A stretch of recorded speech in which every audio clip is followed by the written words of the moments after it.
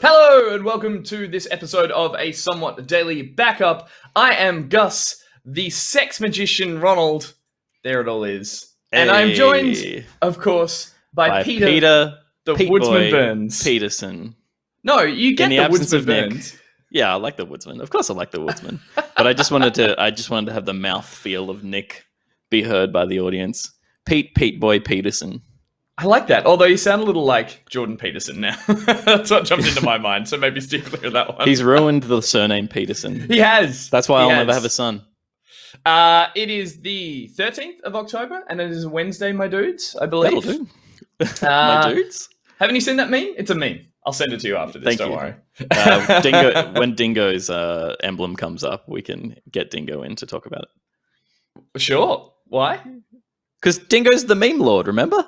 Oh, he is too. Yes, of course. Sorry to derail you. No, derail. It's your first time. It's your first time doing the intro to one of these. No, I'm not rattled by that. I'm rattled by the fact that Pete loves counting in when we have a counter.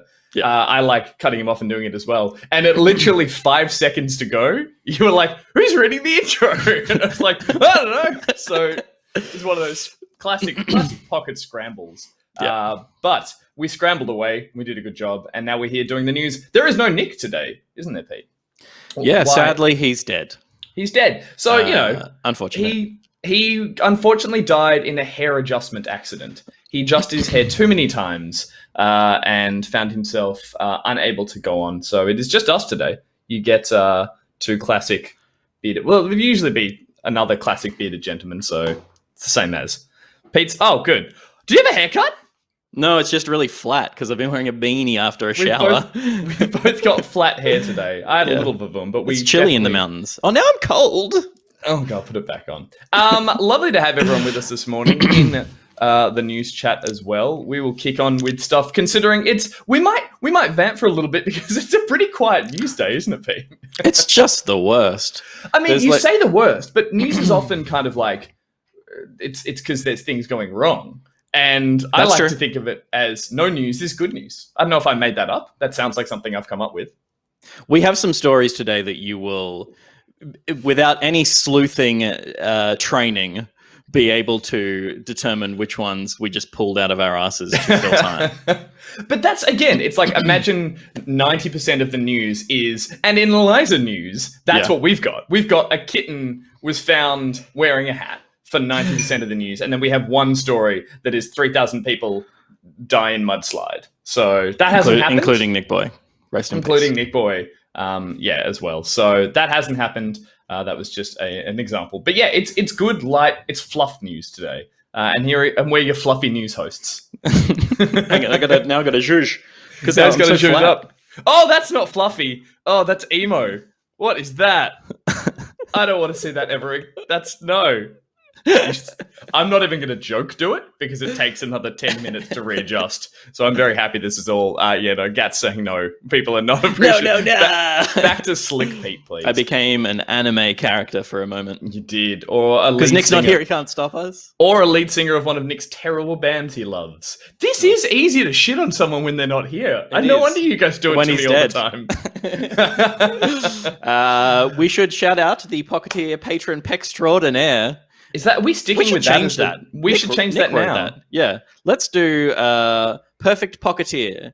I prefer that. Ooh, yeah. I was going to poll the chat. Perfect Pocketeer or Pextraordinaire? Patron Pextraordinaire. Pextraordinaire is already a word. Pectoral. So it's like it sends you down the wrong path. Like they might be ripped. They might have amazing pectorals, but it's not really the reason we're going and celebrating each of these hand-picked, hand-selected Pocketeers. Not random. Not randomly drawn at the last minute like this scrappy news. We think about this for at least a few days. Absolutely. I went to the Patreon page.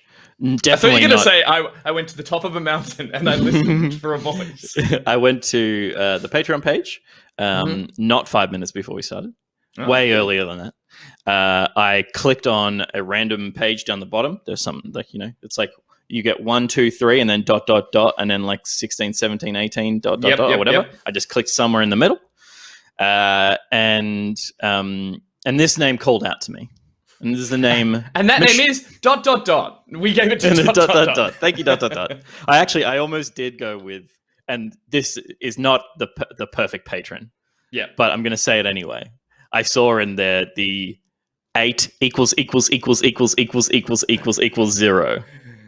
Good. We know who you are. We have your email is it a address. 0? I thought it was a D. It's not a D. D is a classic head.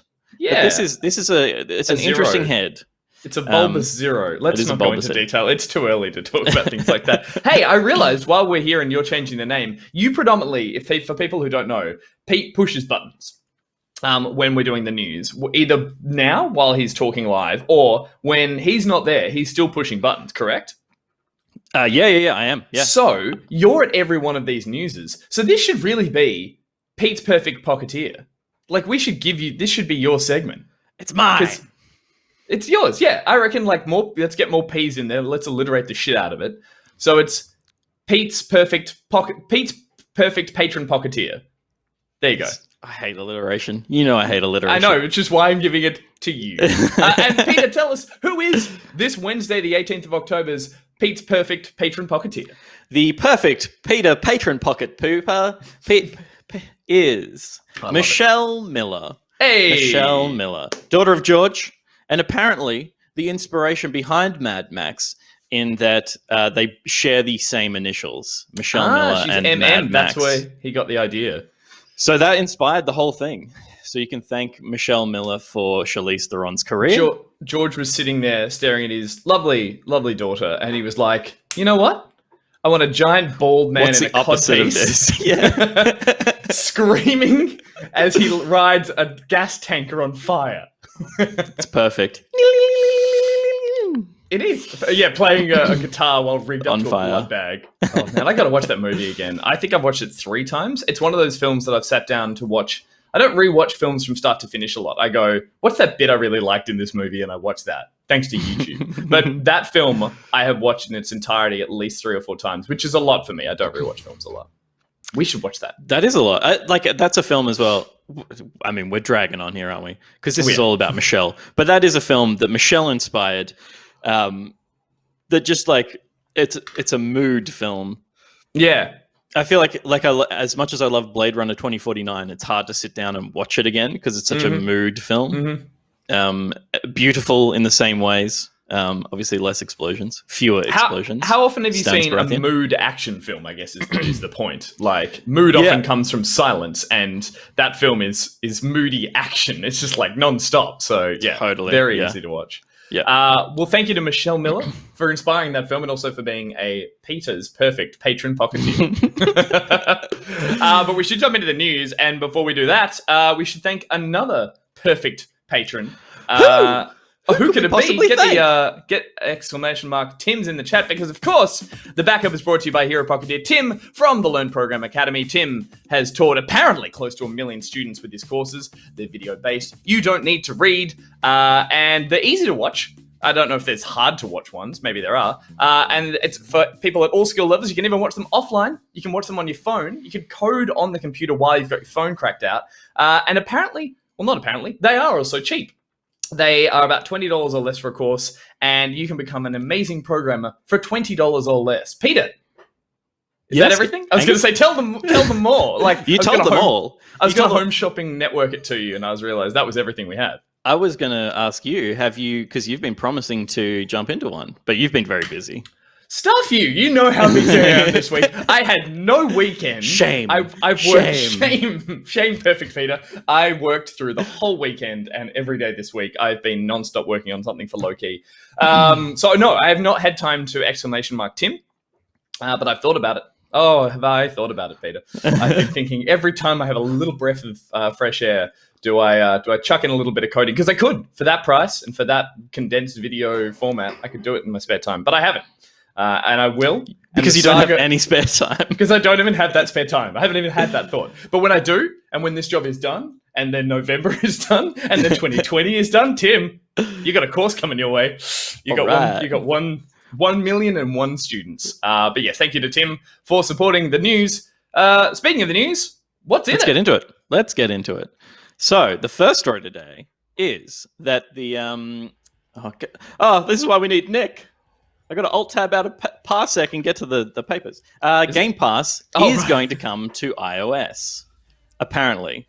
Right. So Phil Spencer, gaming boss at Microsoft, told employees at an all-hands meeting on Wednesday the company is planning to bring Game Pass to Apple's iPhone and iPad, targeting 2021 for the potential release of, and a quote here, a direct browser-based solution. This is an article on Business Insider. Right. An Apple spokesperson told Business Insider earlier this year that it's not going to allow Game Pass. That's right, yeah. Or Google Stadia because it's unable to review each game in the libraries of these services. And this was kind of like a statement that was making us think, oh, right, any game service that is an Apple Arcade won't be able to exist on the platform. Yeah, so there's obviously like the public-facing messaging from Apple is that we have built this walled garden to protect you, the consumer, and in many cases that is true. You don't want a bunch of random bullshit all over the App Store. Have you seen the Switch store recently? But of course they have their own arcade, and it's not really a competitor to Stadia or Game Pass at this point, but that doesn't mean they don't want it to be in the future. So why would they cannibalize their market? We'll let other people take some of their market before they've managed to launch that. Spencer said publicly that he's determined to offer Game Pass to Apple users by exploring the iPhone and iPad browsers as a solution, which is kind of what we've seen Amazon do with things like Kindle, where the app just redirects you to a browser. You're not owning the product. You're seeing it through a browser. Therefore, which is slightly different, of course, because like that's Amazon getting around having to give Apple money because like buy it over here on Amazon.com server and not on the App Store where Apple's going to take a cut. But if Safari could stream from Xbox.com/XCloud. And your account, you just log into your account and you're away. Do you think they would need to make it work through? They couldn't have a standalone app that sets that browser up or something like that. That would still classify as your. That's a good question. Because first of all, I don't want to run Safari, Peter. I don't think I made that adamant. But yeah, I'm curious as to whether or not this. I mean, it's a loophole of sorts. Like it's a legal one, and again. Love Phil Spencer. Love that he's determined to get this out there. Like, what a man. But also, like, if it has to be done through a bit of an awkward process, I would hope that someone like Microsoft or, they would streamline this so that's what's going on under the hood. But for us, we're getting that straightforward experience of what we were promised with xCloud. Yeah, I guess we've got some software engineers and app developers and stuff in our chat right now, I'm sure. But I imagine there's a way that they have a shell app that is just running, like pulling HTML into it. So it's browser based, but there's an interface that's the app shell that just redirects you out of the Apple ecosystem to, hello, I'm a software engineer. That is 100% possible, says Gap AU. And they're like, don't worry, we can have it run through a shell app and it'll run through Edge. It's like, no! Spazra says it'll probably be a web clip. Go to a website, then save the bookmark to your homepage. Yeah, which I do on my Android phone as well. Have like key websites that don't have apps attached to them, and you're just like, you've got the little icon on your front homepage. Yeah, right. Well, either way, like it's nice to see that there's an alternative being looked at, and in the case of again, Phil saying that this is maybe the first steps that need to happen so we can work so other people in similar positions or other companies in similar positions can work out that Apple isn't because like no one's just going to go, you know what, fine, Apple wins, we're staying out of that fight, because it is just such the standard for what most people have as a mobile phone. I would assume still in 2020, but there's a lot of them out there. Yeah, I don't think it has the largest market share, but like in terms of operating system, but it has a huge market share, and it still has some of the benefit of being like a reasonably closed ecosystem and hardware where it's like, if you're developing for iOS, you're developing for now maybe 12 handset variations, like hardware variations, as opposed to if you're developing for Android, you're developing for 4,000 different hardware variations. Angus, we've talked about this. Go to the toilet. No time. News time, Peter. I'm pouring coffee, everyone. I apologize. I thought Jimmy O'Toole. Jimmy O'Toole. Hey, one of my main men. One of my boys from high school. Apple claimed the reason and I'm quoting Jimmy O'Toole here. So if this is incorrect, we'll dox him. And we shouldn't. No, I'm not. Terms of service. Twitch terms of service. Let's have a chat on Discord, and we'll dox him over there.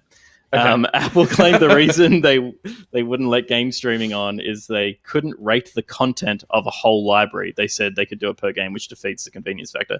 Yes, James, we know that. We know if you watch this every Monday and Wednesday, you should be watching it every day. You know we covered that. But if you're just going to pop in here, drop a little factoid like that, an expired factoid, then you can fuck off. Or stick around and join the Patreon, mate. I don't know if he is. I haven't seen his picture down there. I haven't made him a logo, so get on it, mate.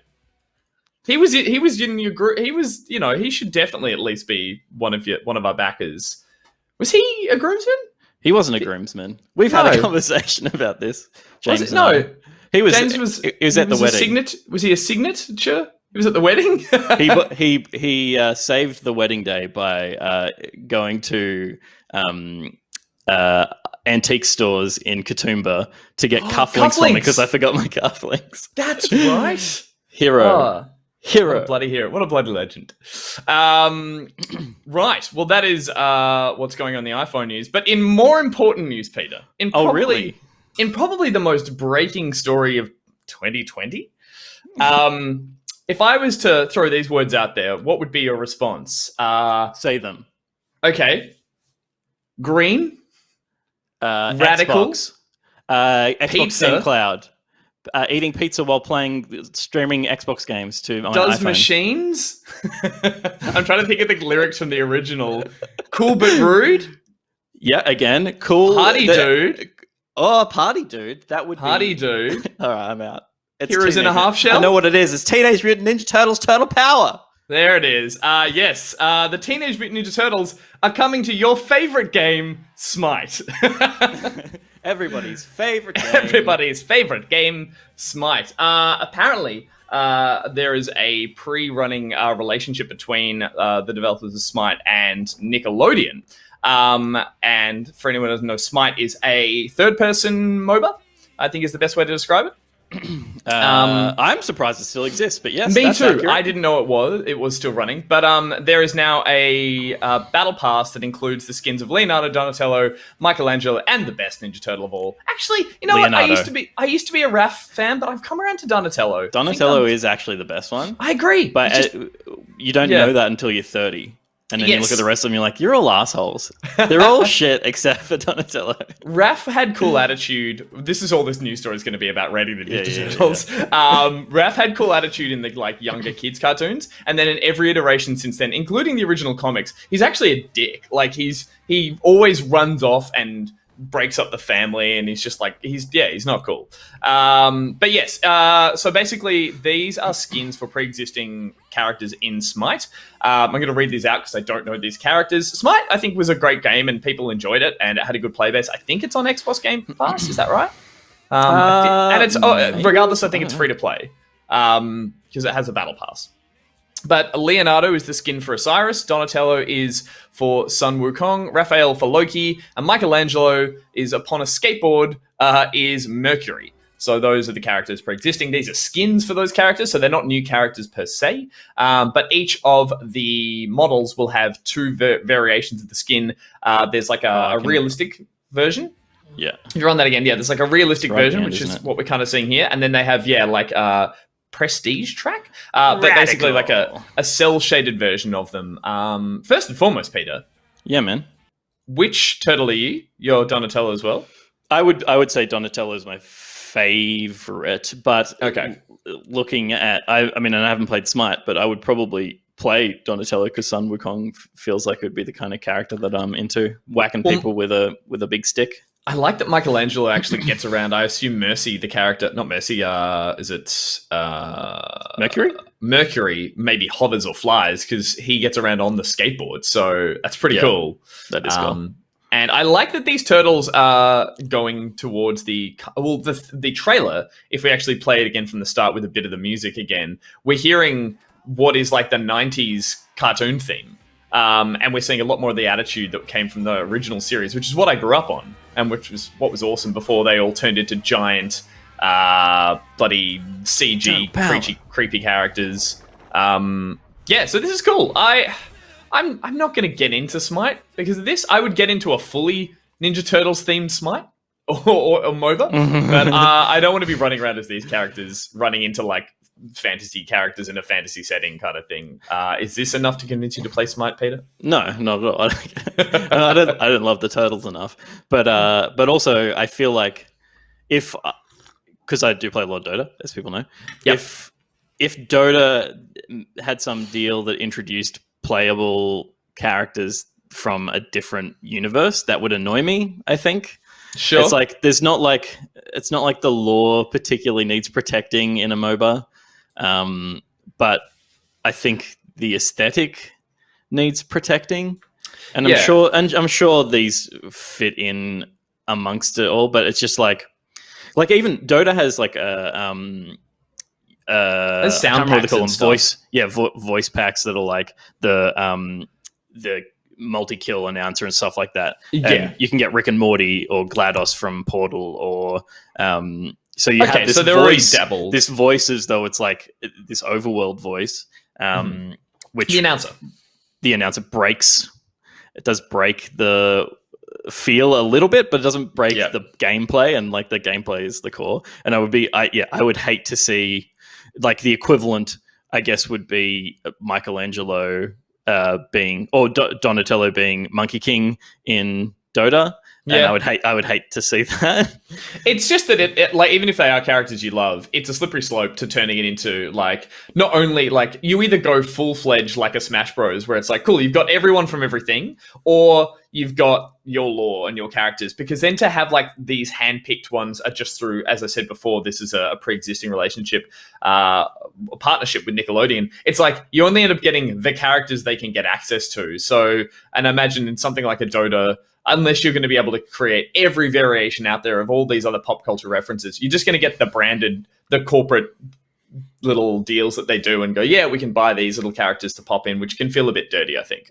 Yeah, I mean, I don't think it's necessarily wrong for Smite as well, because I don't play Smite, but like it's definitely out of the playbook of Fortnite. But Fortnite has Disney.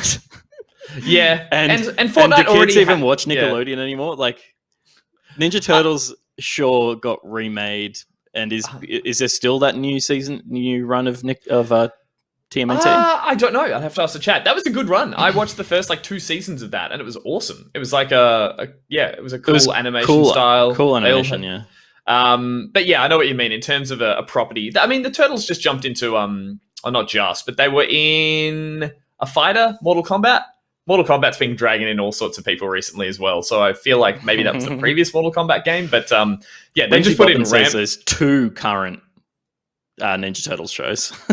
Right. Oh wow, really get on it. Someone in the chat, Spazros, before mentioned that isn't Smite all gods and mythology. So yeah, I think like that is predominantly they're all gods smiting. So it is a weird one for them to grab and not go, oh, what's a pop culture character that why isn't there Loki from Marvel? It's because it is Disney, and that goes into Fortnite. Yeah, to answer that question. But I don't think Smite's the game that people are going to lose their minds about putting these characters in. But maybe it's time for that game to have a complete visual overhaul. That's just what I'm saying as a non-player. Yeah, totally. I mean, chat has a lot of love for Nickelodeon. Like if we had no love for Smite. If you reskinned all of Smite as Nickelodeon characters. Hell yeah. Hey, Arnold's smiting a bunch of like turtles. Was Johnny Bravo Nickelodeon? I think so, yeah. Yeah, that sounds... Oh, was he Cartoon? No, he was Cartoon Network. Oh, he totally was. Was aired a lot of... I can't remember. I don't remember. All that was hard for me. SpongeBob, getting around, him, smiting people. Doing that like annoying laugh. Oh, Angry Beavers would be great. To be fair, I one of the last few games I reviewed on Spawn Point was a Nickelodeon kart racer, and I think I gave it a 1 or barely that. And it was just terrible. The characters they'd picked out of it were like, one of the characters in the kart racer was the dinosaur plushie toy from Rugrats. Like, they couldn't even get like Angry Beavers or any of the cool characters. They had like already run the barrel dry or whatever of like kart racer characters. And I was like, Nickelodeon sucks when you look at their expanded universe. They are not a cohesive characters that all are fun to play with. Yeah. But we fixed SMITE. We fixed SMITE, Peter. We did fix SMITE. Let's move on to, we're going to watch a trailer. Thank you. Reptile was the Reptile. Reptile was a monster. A dinosaur of which would give you a perfect segue, Peter. I thought you were about to scream reptile as the segue because turtles are reptiles? Are they? They're amphibians, aren't they? Oh yeah, my god, I just realized I went to correct to you, and I'm like, I'm pretty sure they are. God, no, I don't know. I don't know why I've confused myself. And then they're Monster amphibians, Hunter. which I believe are reptiles. Chat, help us. Turtles are reptiles, says B-Mac. Let's delete the last 30 seconds and move on as though we all knew what we were talking about. That was one of those things where you know that it's true, but then as you're saying it, you feel like it's false. So there's a Monster Hunter trailer. I don't even want to bring up a frame. We're going to watch it together. Okay. The movie's been like in the works for forever. It is a Paul W.S. Anderson fare, which means you know it's going to be fucking awful. What else did he do? He's done like all the Resident Evil films and stuff. And because of that, Mila Jovovich is in it as well because they are married. So you cast your wife and everything. And that's what you do. I would. If I was making a shit film, Steph would be the first person I would cast. Even if I was making a good film, Steph would be the person. You would be second. Yay! And sadly, Nick's dead, so he couldn't be casting it. Unfortunate. So let's just go ahead and watch it. Sure. Come on, sound. Like, this is the official trailer. The trailer they've released is the director sitting down with the producer and director. This is such that staged little thing of like, let's show you something in a nice hotel suite where we've had so much awkward pre-discussion. So we have a comparison, the Rathalos from the movie and the Rathalos. Rathalos. Yes. Oh, who doesn't love a Rathalos? She's wearing armor there, and then made something that he wasn't able to do in the game development, so he's really happy to see that. Oh, that film looks terrible. So many things that we discussed, so he's really thankful, really impressed. Isn't this an odd trailer? Look, it's less odd than the teaser. They're showing them clapping at the movie. I mean, that's what yeah.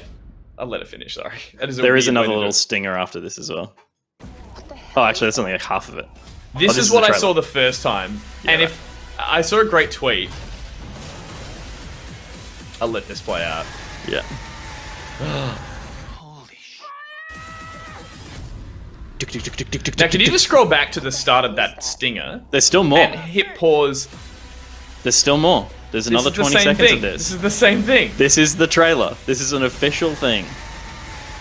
Someone slapped the stinger on twice. This is it? Yeah. Okay, sorry.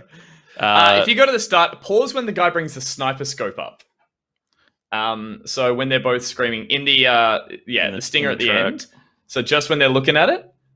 That guy. Go to the next shot of that. Yeah. That, oh my god! How am I gonna? Hang on. You can do it. You can do it. I believe in you. While you're doing that, that is not how you look down a sniper scope. He's got the right eye closed, and he's holding it about 10 centimeters from his face. He's maybe moving into position. Perhaps he's moving into position. Possibly? I don't know. I think there'll be some snipers in the chat, as there are often software developers in the chat. Snipers, let us know if that's how you're meant to snipe. Rick James says he's doing 360 no scope. Yeah, this is a funny one, isn't it? I didn't really know they were making a film of Monster Hunter. You said it's been in the works for a long time. It's gone. I had no idea. And obviously, yeah, we're trying to do that sort of Stargate style approach, which is like people from the real world or something are transported into the Monster Hunter world. Which, look, I'm glad they're at least going to the real Monster Hunter world, and this isn't some gritty attempt to just just put monsters in the real world. The monsters turn up and everyone else is normal. I'm really glad in that second trailer that we got to see, a bit of a sort of paradise-style village, Parisian. And you've got the armor, you've got the big swords, and that you do have characters that look like they're from this world. So I'm sure for fans of Monster Hunter, that is a great relief that it's not just going to be Mila Jovovich in military gear running around shooting at dinosaurs. Monsters. I saw a comment as well, and I'm not sure how accurate it is, that apparently Mila Jovovich is going to have a romantic interest in a cat merchant. Oh. Or something like that. Well, they were one of the things that drew me to that game the most was like those hilarious. Because you're pretty into furry culture, aren't you? I'm here, so you're not allowed to make shit up about me. Because I'll just say maybe no, I'm not. But I like that the cats. You got to in the most recent Monster Hunter. You got to actually customize your cat buddy as well, and that kind of thing. So. Yeah, I'm glad that's coming into the film in that universe. I mean, it's going to be batshit crazy. Like, this is just one of those universes that exists better in a game than it ever could in a film. And predominantly, from what I remember, like, not hugely story-driven, those games. Like, there's a cool world. I haven't really played a Monster Hunter. I don't remember being pulled through by a story. People are talking about this flopping, and it's like, yeah, like, my immediate reaction would be, yeah, it'll flop. But they made like 8 Resident Evil films, right? So he's good at making films for a very small audience, and even though they know it's bad, will continue to consume it because that's almost part of it. And I wonder if he's going to start a new franchise around Monster Hunter in just like making trash that there's a very large like ravenous group who want to just consume anything Monster Hunter. Well, I would say though, when you say a small or a niche audience in some way, I'm gonna go out on a limb and say that I'm pretty sure Monster Hunter is like massive in Japan and maybe even China. I don't know about China. I know Japan, it's got a huge following. And it looked like there were a couple of actors in there that I didn't strictly recognize, who were Asian actors who we're seeing more and more with like companies like Tencent buying up producers and putting in actors from an Eastern film fame into these films, and suddenly that gets them a lot of traction over in that market where they usually wouldn't just be aimed directly at the Western Hollywood style box office. So I wonder if this is one of those films. Resident Evil ones, I'm pretty sure had a similar kind of thing where it's like the Eastern market really, really loved watching those crappy films. So whether or not that's trying to bankroll on a lot of people over there watching it as well as getting like the average kind of box office amount from a Western audience. That's speculative, I'm guessing. Yeah. I mean, yeah, I'm sure it's neither of us really care about Monster Hunter. I've wanted to though. I remember like so many people telling me how good the games were. I played the 3DS version for a while. I was like, this is just terrible, grindy work. And then I played Ultimate for a little bit, and I liked it, but I just couldn't get pulled through it. So we should do a watch party of this. We've been waiting to do a video game movie watch party. Only if it comes out on Amazon Prime. Yes, exactly. Then we can actually watch it with the video embedded. But I'm sure there are people looking forward to that. Moving on. From monsters to monster size updates. That's a stretch. I'm not even happy with that one. PUBG is putting an active volcano in their map later this month. PUBG's next map will be arriving on October 21st for PC and 29th for console, and it will be the 9th season, and we'll have an active volcano in the map, Paramo, I believe. The developers call Paramo's landscape a dynamic. And look, basically, it looks like there's either going to have some pre-eruption effects and an eruption itself of the map. This is the first time I think we're seeing something dynamic in a map for PUBG. But Peter, it's been a long time since you and I have played this. I don't really know the state of PUBG these days. Have you dabbled? Yeah. Have you? I've played PUBG in the last month a little bit. How's it going? Jimmy, who may still be in the chat, still plays it religiously because he's an idiot. We in our private Discord, we have a voice chat channel for Dota and then a voice chat channel for trash tier games like PUBG, and he's always sitting in that one. Isn't it every other game or something you call it? Then there's other worse games as well. But that's where I sit. We've specifically called out PUBG as being a trash tier game. It is still fun to play, but it is suffering from a smaller player base and is full of bots. So, like, you'll hear gunfire and it's like, oh, it's just an idiot AI running around. It's basically just like a walking meat crate. It's like, oh, and it was carrying this gun. Cool, let's loot it. So they put bots in to make it feel like it's more alive. Because that was something I thought was just a hangover from the mobile versions when they did mobile versions of Fortnite, PUBG, and I believe COD Black out. They filled the mobile versions with bots as like your first couple of matches. So I thought it was just something that was exclusively for mobile versions because they had a smaller player base. But putting them in the actual PC version, I don't like that. Yeah, it feels like, I mean, it feels like a death throw. It feels like it's a nice thing for people who are still jumping in and having trouble matchmaking because there's only 16 people trying to search for a 100-player map. So it doesn't feel just empty, but it does feel like it's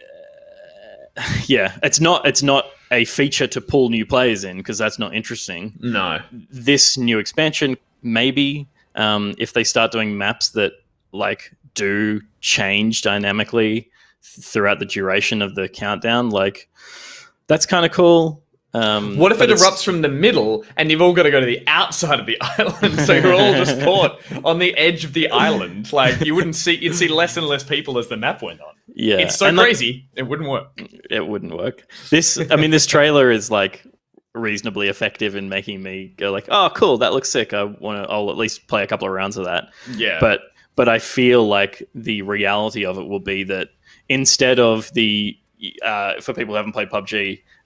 It's a classic battle royale, but as you're moving around the map, there's areas that get bombarded by artillery fire or like aerial fire or something like that. So there's just like become these hot zones that explode, and it's not safe to pass through them.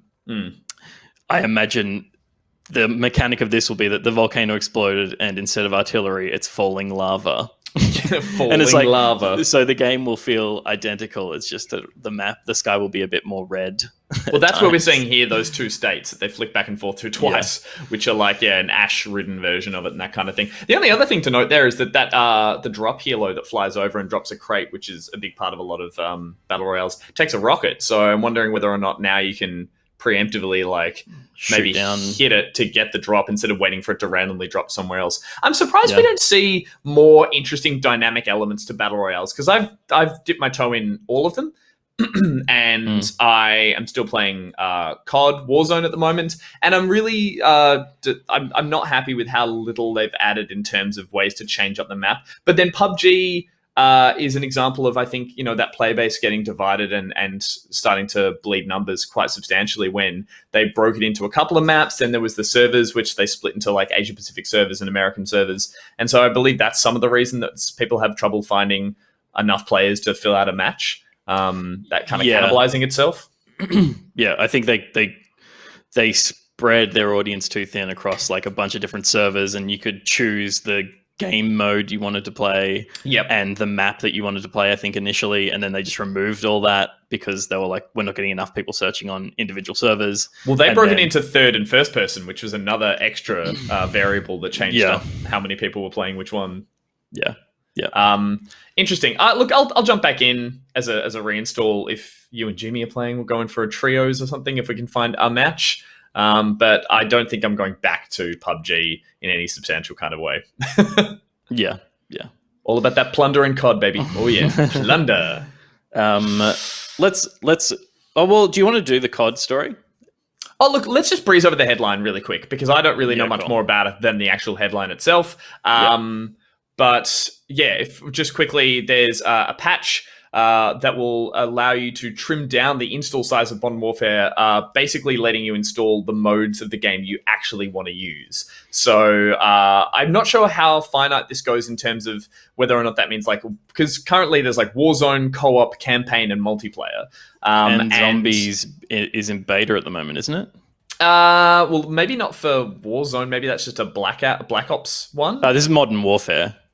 Yes, that's what I'm saying. So there's no zombies yet announced, I believe. I think that. Sorry, there's a Halloween event coming. Right. They haven't really. They've just teased something at the end of the last season trailer. They showed like some trees in the dark. I thought I'd seen people playing zombies footage on Reddit or something like that. Ooh, I'll keep an eye out for that. But basically, I believe you could like not install the co-op and the multiplayer, and you could just have Warzone and that kind of thing as well. But maybe this is coming down to like extra sort of, oh, here we go, The Haunting Begins. That's all I've seen so far. Maybe this breaks it down even further. Basically, for anyone who doesn't know, the installs and patches, I should say, for COD Modern Warfare have been substantial. I believe for Xbox, they're probably the largest. And we're talking like 60 to 80 gig updates. And even if you've got a decent internet connection, the Microsoft servers aren't fantastic, I've discovered. I don't know I doubt PlayStations are much better, but yeah, it can take a sizable amount of time, and it can just fill up your hard drive as well. So it's good to see they've come up with a solution for this. I'll have to see how elegant it is in the way that you can turn off things that you don't play. I haven't touched regular multiplayer or the campaign in forever. Maybe I can uninstall elements of it. So yeah, look, good to see they're realizing it's a problem. We talked about this, I think, last week, because it was announced that this Xbox Series S and X will let you install just the components of games that you want to play with games that developers have supported that feature. Yep. And this is coming to PC for Modern Warfare. It rolled out overnight, so we could check it out now if you got it installed. Yeah, right. I guess the only thing I would say is I'm sure it's going to help, but obviously the campaign and the Warzone and stuff, they use similar assets, so there'll be like a lot of data that needs to remain for everything. So it'd be interesting to see how much it can cut down. How much it can cut down, but also I think it would be easier to do that if you thought about that during the process of developing it, how everything's compartmentalized. But to do it after the fact, it's cool that they're able to do that and go like, oh yeah, we could just like, we're not referencing stuff that's locked into single player here. Yeah. So I wonder how they've worked that out. But it's cool that they have. Look, as I said, it's nice that they're addressing it in some manner, and it does feel like a bit of a sort of band-aid onto the fact that they're like, the complaints got pretty big when people are like, oh good, just an 80 gig update. Sorry guys, won't be able to play tonight. But yeah, happy about that. Speaking of COD, we're talking shit about COD, and Miles is here. Miles is here as well. Just got gifted a sub as well. How are you, Miles? We miss you. We miss your face. Look at that boy. Let's talk about getting sprayed in the face with blood. I was waiting for you to ask that, Peter. Thank you. And it's been something that we've wanted to discuss for a long time on the show, but now we have a reason to. We had that whole segment. I set up that new pneumatic pump. I donated all that blood. We just decided not to do it. It's still in the fridge at work. Oh no, the fridge at work failed, so the blood went off. Blood went off. We should probably fill out the context of what the fuck we're talking about here. So, YouTuber and apparently engineer, Big Secret Builds, devised a rig which punishes him in real life when he takes damage in Dark Souls 3. So whenever he takes damage in hard mode, what he's determined to be the hard mode, every time he takes a hit, a little contraption that he's devised squirts him in the face with blood. This is him, I'm assuming, with a Zoom mic. Oh god, that was covered in Glad wrap or something to avoid it getting damaged. yeah. He's got his goggles on as he goes into the fight. Good. I mean, the thing that's sticking out for me here is that beard. Doesn't matter how often you wash and condition, you get something in your beard, it stays around longer than you need to. Totally. Particularly if it's a milk-based. Oh, see, this must be easy mode where he's taking hits and not getting sprayed. Let's jump to that looks good. That looks good. Here we go. What a time jump. There we go. So you can see the top right of his video. He's got his contraption. It's like, yeah, wow. It's like a Coke bottle full of fake blood that gets squeeze, I guess, and then so it's every time he takes a hit. yeah, God. on hard mode every hit. So of course he gets sprayed in the face and then gets hit again because he's like reacting. He can't to getting see shot what in the is face. happening. Oh my God, what happens when he dies? The bottle just empties. Obviously, there's not much more to say about this, but you can go and watch on his channel Big Secret Builds if you want to see more. But Fantastic. It reminded me of where did I don't have footage of them. Rudism and Michael Reeves. Rudism is a New Zealander who's a Twitch streamer, and he mods his own controls to play games. I'll try and pull something up. Oh, right. He like plays Dark Souls on a dance mat or something like that, I believe. Those kind of things. Is that what we were talking about? He has crazy modifications. And Michael Reeves, if you don't already follow him on YouTube, I highly recommend, or at least seeing some of his videos on YouTube. He is a very, very eccentric young American. I think he lives in Hawaii. Who is an inventor, coder, and comes up with some of the most messed up contraptions you've ever seen, and edits his videos in a very humorous way. But yeah, sorry, Peter. We both fell in love with Michael Reeves around the same time. Fantastic. I think he's very funny. We should be looking right now at this is Rudism, who is playing with jelly beans. He's playing Fall Guys with jelly beans. Amazing. And here is. So this is far more innocent in terms of like someone does something fun, but yeah, Michael Reeves basically sets things up. A lot of punishment basic. I think this one is when he was playing Fortnite. He gets shot with an airsoft gun in the back every time the circle got too small. It was when he got hit. So and he had a piece of software that was looking at his health bar. That's so that when the health bar changed, he would get shot. The funniest part about that video, map, yes, he opens up the map, which hides the health bar, and then he just gets shot heaps in the back.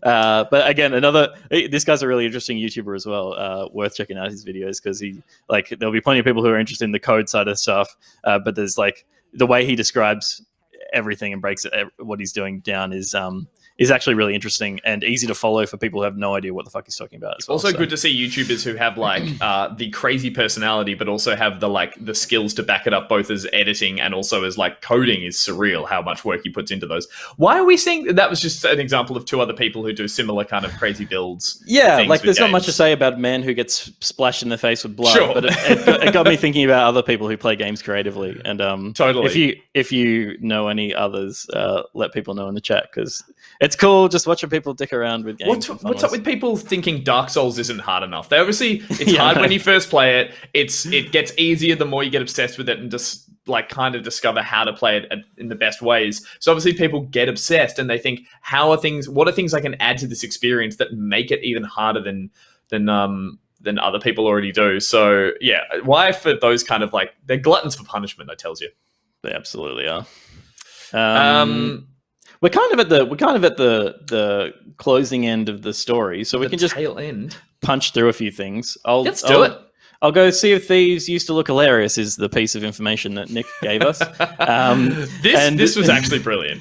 Yeah, this is off the back of everyone doing that meme of it's not before and after. It's how it started, how it's going. That's the one. How it started, how it's going. So this got shared on the Sea of Thieves official Twitter.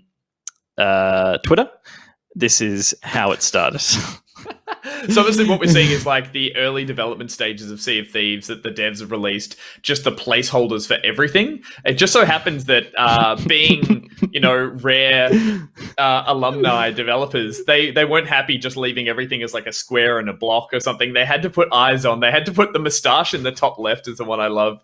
I'm sure these are just stock things in the engine. But it's because there's a bunch of developers who have followed suit, which is what I wanted to show as well. But the fact that they're all it just makes Fall Guys look really lazy. Because clearly this is where it starts, and how it started and how it's going are identical for Fall Guys. God, what about an anniversary patch where we can play that version of Sea of Thieves? It would still have all the charm of a Rare game as well. It would have even more if you think about it. This is Wildfire, made in Australia. Look at this. Oh, how wow. it started, how it's going. Wildfire is beautiful. I've heard great things about that one. I wanted to play it after, obviously, I think they did a huge charity run or something during the bushfires in Australia, because it was like, or the game itself actually has like a really good message about like fire control and, am I right in saying that? I think that was the Don't be case. wild with fire. Something like that. I'm I'd pretty have sure, to look up the I'm devs pretty sure again. fire is just like a key element of puzzle solving and key element of murdering people in the game. But it's good that the message they tied to the game was Correct. positivity and rebuilding. And here's Bear Sus. I don't know what Bear Sus is, but like it's cool. Like if you go and look for how it started, how it's going in games particularly, yeah, on Twitter, there's some great ones in there. But it's cool seeing behind the veil. Totally. It opens your eyes up to the fact that every game doesn't just start as an idea and then developers or artists just work on it together and then put the final product. I think you guys showed some images and references on how the levels from Hades were put together in last week's news. And again, just getting to watch that. It's also very satisfying to watch the before if there's the after. If you're just looking at early stuff, you've got to sympathize with developers who have to sell that, or they have to describe what they see as their final vision when they're using basic primitives and hilarious looking, capsule men on a pirate, versus when you can go, and here's what it looks like afterwards. Or even better, you time-lapse that shit. It's so satisfying. You're like, look, we just put it together.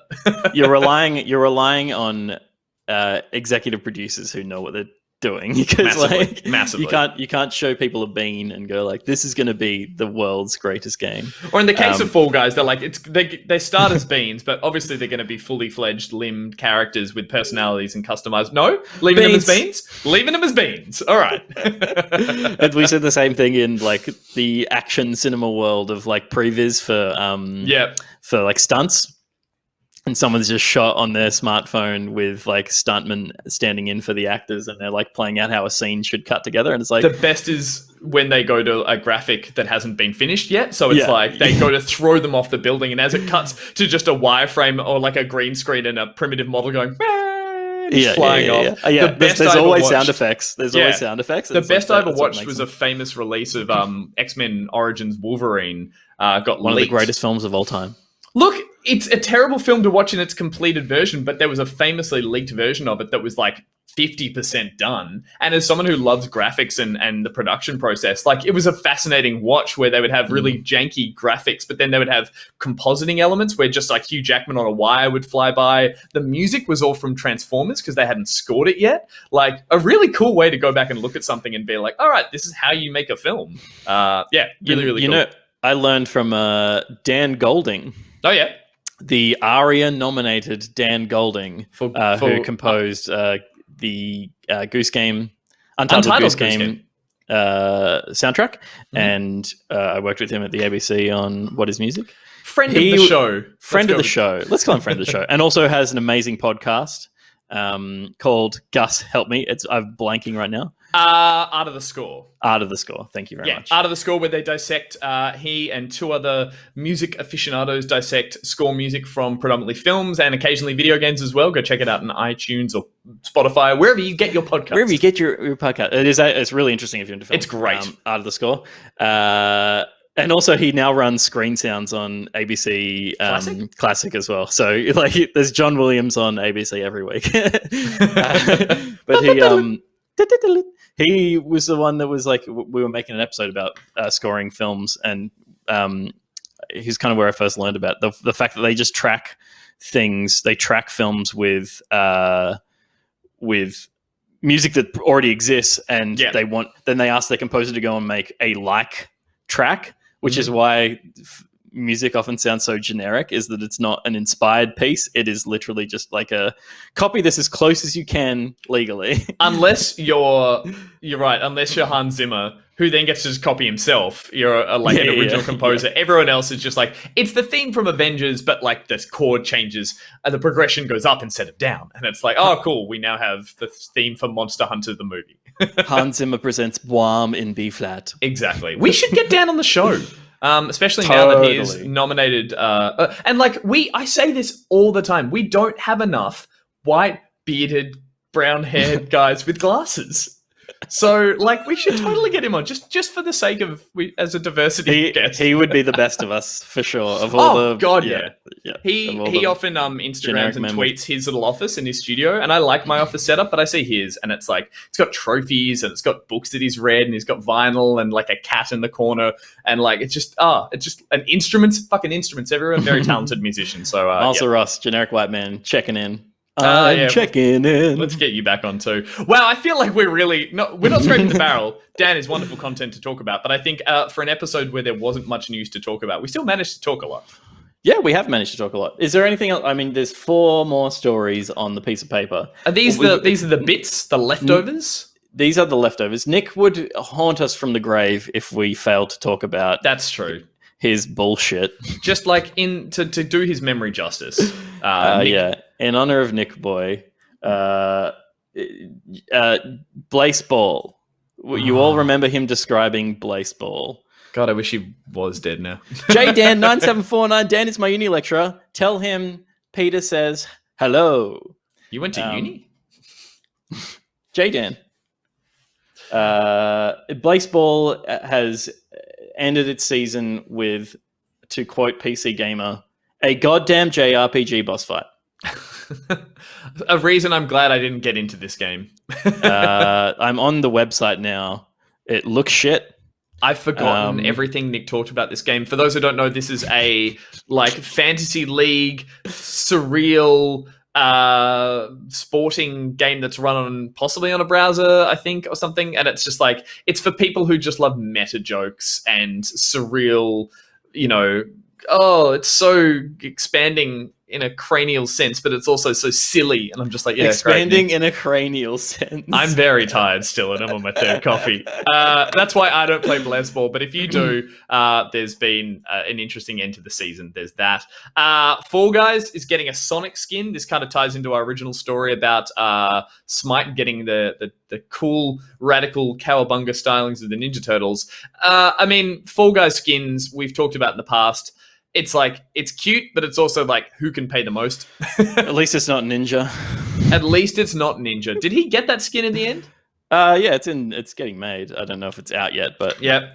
This is maybe it. That's blue-haired Ninja. That kind of looks like Ninja. Cool. That's great. I mean, just more skins in Fall Guys. I'm still not playing it. I feel like it's starting to lose a little bit of the momentum. So maybe this is again more death throws. It was very much a streamer's game, and I think Among Us kind of stole the limelight from it. Totally. Did you care about the Beat Saber going multiplayer? Because if you didn't, we're going to watch footage of Nazy playing it. I was about to say, oh, cool. Oh, wait, that's not the multiplayer, though. No. This is just her playing it, because it launches soon. Yeah, I saw people are talking about it and getting really fucking hell, she's good at that game. I know.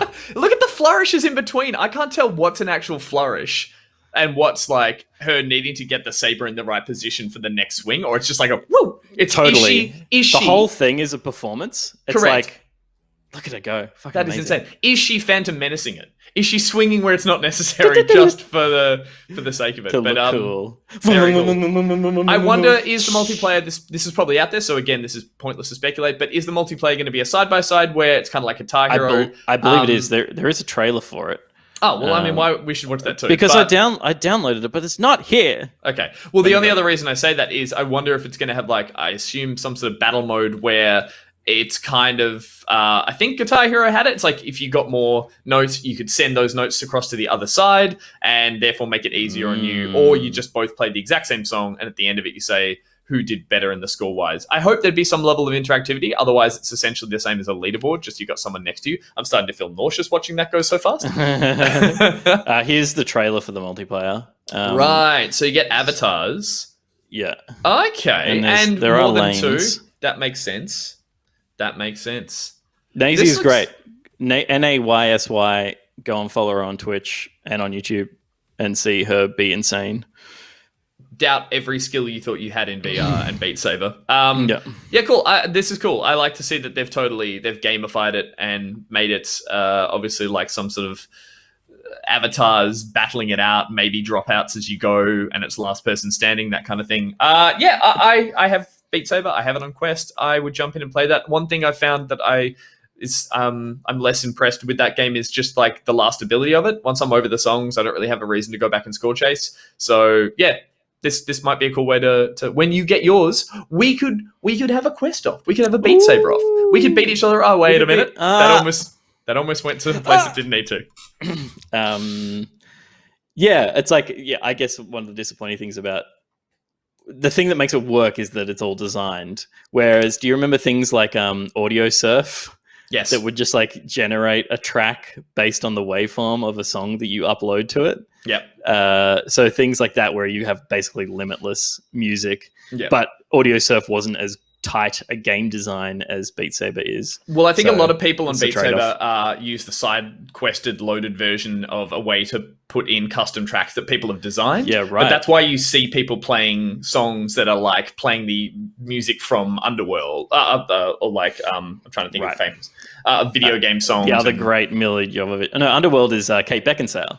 I'm thinking of Undertale. I was thinking of Undertale. Right. But people playing like classic video game tunes and stuff like that. So if you make custom Beat Saber tracks, why not take the back pocket theme song, that ba-da-da-ba-da-da-da, we could get that in there as well. I would totally play Beat Saber fun. with our theme. But yeah, I'll have a go. I'll have a little play.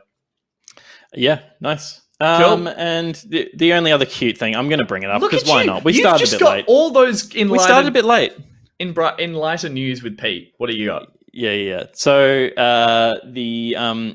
on Twitter, John Shearing, a former developer at Respawn, revealed that when Apex Legends launched last year, that it came out a few hours later than people expected it to, and even the studio expected it to.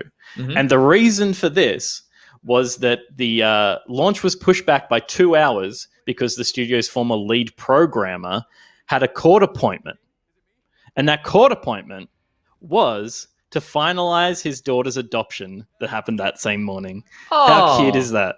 That's so lovely. That's so sweet.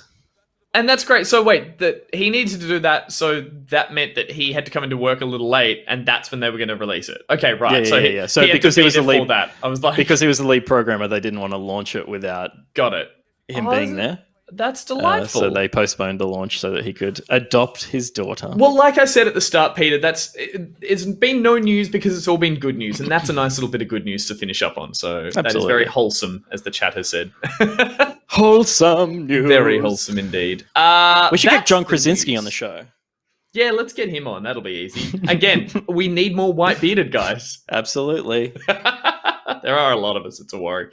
That is the news for this Wednesday, the 18th of October? Gosh. Sure, let's go with that. Thank you for sticking with us, everyone. Is it the 13th? It's the 14th. Why did I say 18th? Did Nick not change the date? He wrote 18th at the start and I said it. This is like, never trust anything he wrote. Oh, he wrote the 13th. My mistake. Don't trust me. Anyway, that's been the news. The somewhat daily But it's backup. the 14th. Thank you for joining us and watching us, everyone. Is it? Yeah. Oh, my brain is broken. It was the 13th Same. when he wrote that. I'm Doesn't breaking matter. the stream. The whole thing's falling apart. Peter, Confused thank you for this. Echidna, ironically, the least confused person in the chat. Spot on. This has been a delight. We should do this again soon, I say. I would love to. You know what? Here's Fuck to the dead other Nick. two. Here's to dead Nick. What's on for this week, or what's left of it at this stage, Pete? So last night, the premiere of Nick playing Star Wars Squadrons went live on YouTube. Check it out. It's an amazing edit by Will. He went mental. Edit. Apparently, he likes Star Wars. This is the first I'm hearing of it. So who'd have thunk it? Who would have thunk so it? he went hard on that, and it was great. Tomorrow night, we're back from the studio with Backlog Tonight. The full show. It's going to be a good one. And Friday, we're having off. I guess. No, I'm not. I'm still working. Yeah, but I mean from back pocket duties. From back pocket, it is back to normal. Those are that's what to watch tomorrow night. That'll be on the Twitch channel where you already are, or if you're not a fan of Twitch, you can head over to our YouTube channel, which is youtube.com/backpocket channel, and you can watch the VOD, which goes up on Friday. That's what happens on Friday. the VOD goes up as well. But why watch it the day after without the ability to chat? Why not chat to us? But if you don't like chatting in the Twitch chat, you might like chatting in the Discord. And the only way to be on the Discord is to become a patron of the show. And to do that, you need to head to patreon.com/backpocket. And you can sign up at any tier, whichever tier you're most comfortable with. But we do suggest the most comforting of all tiers is the $5 and above, which gets you access to the Discord where you can talk to our lovely community and be part of it. And for $10 or more, you get to watch the post show, which, as Nick always says, and bless his cotton socks and his dead, his cold body in the ground. He always says that's where the real show happens. And we can confirm that. That is where the sexy real show happens. Yeah, absolutely. It gets too real sometimes. Yep. Cool. I drive home thinking, why did I say that stuff? And I'll probably be doing that tomorrow night as well, after the post show, after the main show, which we hope to see you there. Yep. Good stuff. All right, we should back out, but is there someone we could raid? We could totally raid. That's what. Should we do a little raidy raid? Any suggestions in the chat for anyone to raid? Anyone worth raiding? Miles was on, isn't on anymore. Miles is watching us. Do we raid the same people ever again? Like, I'm happy to find new people. There's so many people streaming. There are so many people. I know. There's got to be new people to stream. Because I see people that we would raid, but I don't want to raid them because we've already raided them. We have already raided them, and it's nice to always find people who have a nice little player base of people or watch audience. I see a shirtless Hispanic man doing weights. Okay. Are we keen? He's got 13,000 people though. He doesn't need us. He does not need any help. If anything, I need help. Teach me how to lift weights shirtlessly, Spanish. That's why we raid. So you can watch him. I watched, while you keep looking for a possible channel to raid there, I watched sumo wrestling yesterday on Twitch. There is a channel that I've forgotten the name of that was on the front page, which was basically live sumo, I believe it was live, in Japan. And I learned a lot about sumo wrestling. First and foremost, it goes on for a long time before they actually sumo each other out of the ring. There's like a tradition where they just psych each other out by constantly sizing up, almost doing it, and then suddenly not doing it anymore. It's infuriating. But the more interesting fact I did learn about sumo is that they do it on like a large, in that arena that everyone sits around, they do it on a large, I want to say like clay block. So the whole stage is made out of like some kind of clay, and that over the season or over the time that they over the time that they sumo it out, that clay block starts to crack and disintegrate. So it's almost like they're doing it on a real surface indoors, and they have to bring in a whole new one, I believe. But the camera was zoomed in on all the cracks that all the sumo wrestlers had been smashing through this giant clay block in the middle of an arena. It was fascinating. And then I got frustrated, and then I stopped watching. Pete, that's about as much as I can talk about sumo wrestling. Good riffing. I didn't listen to you. You were talking about sumo wrestling? Yeah. I'm going to take the suggestion of Syntax Error, who says Thanovic is celebrating 100,000 subs on YouTube and 20,000 followers on Twitch with a 24-hour stream. A New Zealand variety streamer and Rocket League streamer currently playing Among Us, which many of you will recognize. So let's go. Let's do that. Apparently, the sumo wrestling was a replay from September, so that was not live. Thank you very much. Whoever let me know that in the chat. Yeah, let's get over there and raid. And it's a 24-hour stream. Should we say something supportive? Should we say something funny? Should we say something confusing? I think we should say, is that 24-hour Australian time or New Zealand time? Oh, that's just going to confuse him. It confused me even trying to put that sentence together. Done. Go with it. All right. Well, we're going to back it out. Thank you so much for watching, guys. We'll see you tomorrow night in the live show or next week for more news. Thank you, Peter. Let's back on out. Backing it out.